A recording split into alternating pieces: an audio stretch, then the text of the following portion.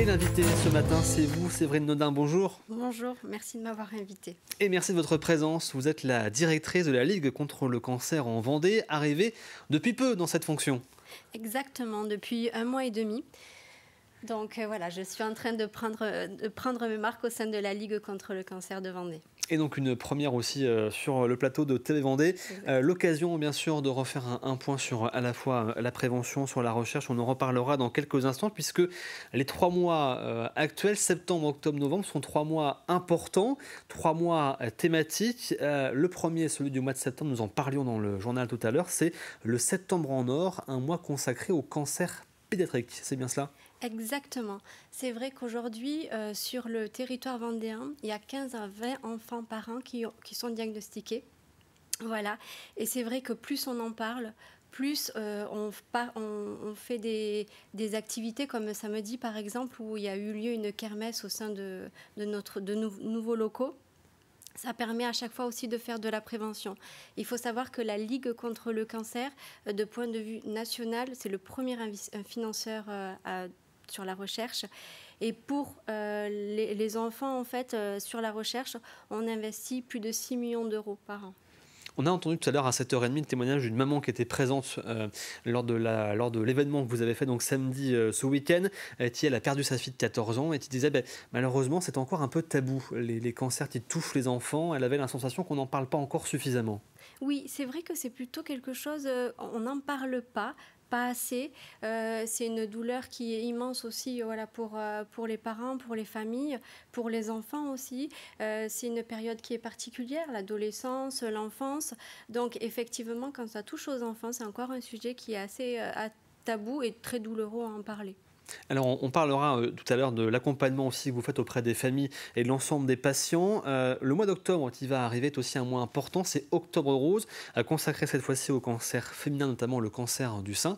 Alors en Vendée, on a un événement phare qui porte un petit peu l'ensemble des messages de prévention, c'est bien sûr la Joséphine qui aura lieu le 12 octobre.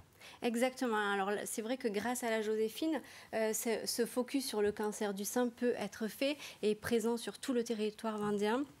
Il faut savoir que le cancer du sein, c'est le premier cancer chez les femmes. Plus il est diagnostiqué tôt, plus le taux de guérison est important, plus qu'il s'élève à 90%.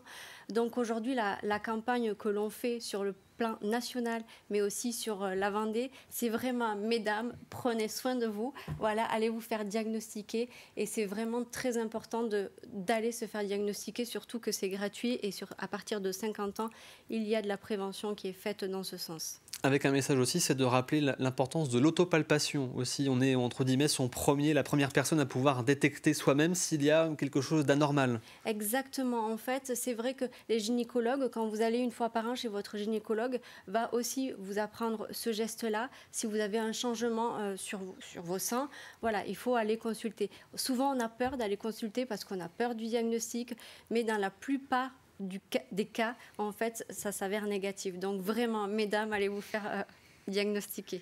C'est important pour vous d'avoir un événement comme la Joséphine, vous l'avez bien sûr évoqué il y a quelques instants, mais un événement qui permet à la fois de rassembler l'ensemble des femmes sur une journée, que ce soit à La Roche-sur-Yon, dans différentes communes du département, de pouvoir parler de la maladie, des gestes de prévention, des gestes de dépistage, et surtout un événement qui permet aussi de récupérer des fonds pour la recherche.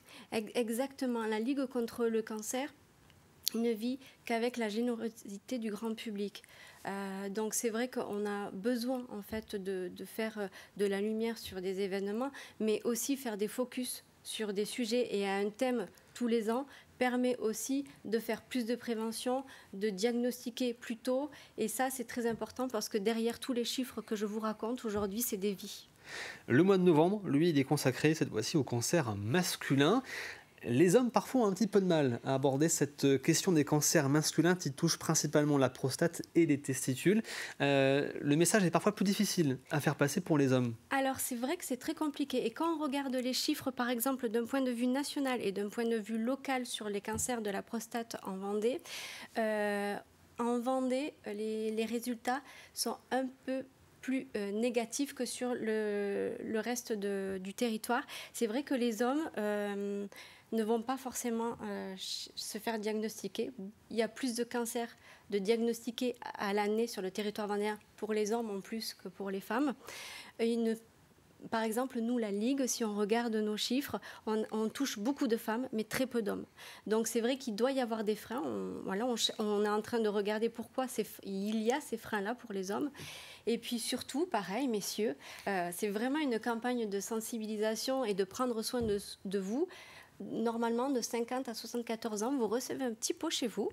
Donc, il ne faut pas hésiter à aller faire popo et l'envoyer parce qu'effectivement, ça peut vous sauver. C'est vrai que les hommes ont parfois plus de mal peut-être à parler de leur propre santé, de leurs problèmes, de leurs ressentis aussi. Exactement. Et c'est vrai que voilà, ça, c'est aussi lié à l'homme, à la femme. Voilà, on a appris à un homme de ne pas forcément se plaindre, mais effectivement, c'est un homme a les mêmes droits et devoir aussi d'aller se faire diagnostiquer. Tout à l'heure, vous parlez de la prévention du sein pour la palpation, mais il y a exactement la même chose pour les testicules. Donc voilà, il ne faut vraiment pas hésiter.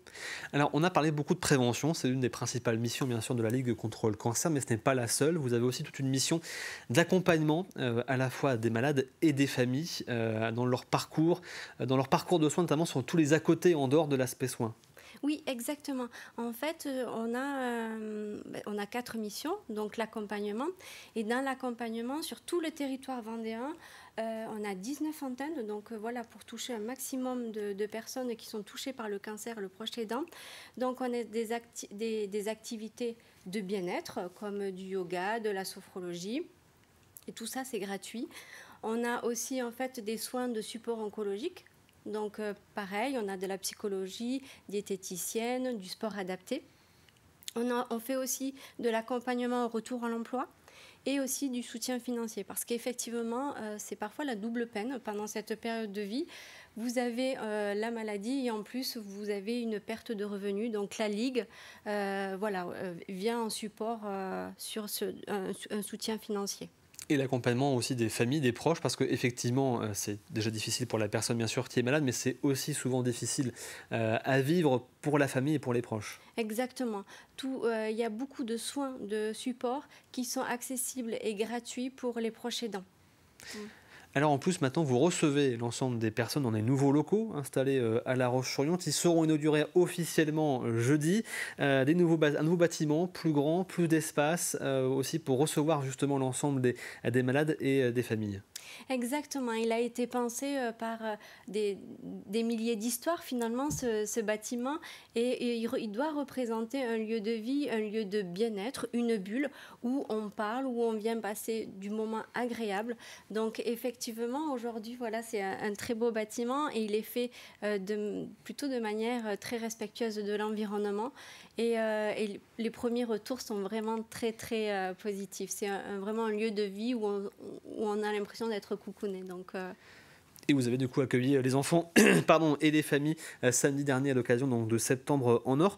Un mot sur la collaboration que vous avez aussi bien sûr avec les équipes des hôpitaux de Vendée et l'ensemble des soignants. Collaboration bien sûr importante pour la Ligue. Oui, exactement. Alors on travaille beaucoup avec le maillage territorial, avec les CPTS, les infirmiers, les hôpitaux. Mais c'est vrai que par exemple aussi dans nos missions de demain, c'est d'aller démarcher très souvent les médecins parce qu'il ne faut plus qu'il y ait un seul patient qui ne sache pas que la Ligue existe. C'est-à-dire qu'à ce moment-là, si les patients peuvent être accompagnés et pas seuls, c'est vraiment très important. Et on a des retours dans ce sens où les patients ne sont pas forcément informés. Donc voilà, on va être encore au plus proche des services oncologiques pour aller démarcher tous les médecins pour qu'ils sachent, qu'ils proposent les services de la Ligue.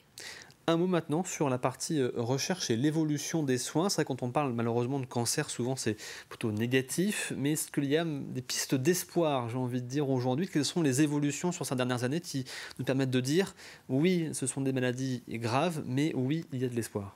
Alors oui, il y a de l'espoir et je peux vous dire que depuis que je travaille à la Ligue, je suis vraiment rassurée parce qu'aujourd'hui, quand on regarde l'évolution sur certains cancers, ça a vraiment évolué au niveau du taux de guérison. Donc ça, c'est vraiment à prendre en compte.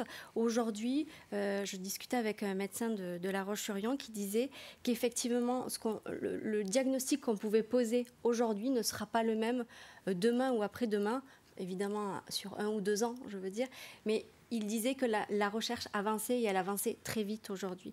Donc en fait, même les médecins parlent d'espoir. Et aujourd'hui, quand vous faites diagnostiquer à temps, votre taux de guérison est très élevé. Donc vraiment, il faut y aller.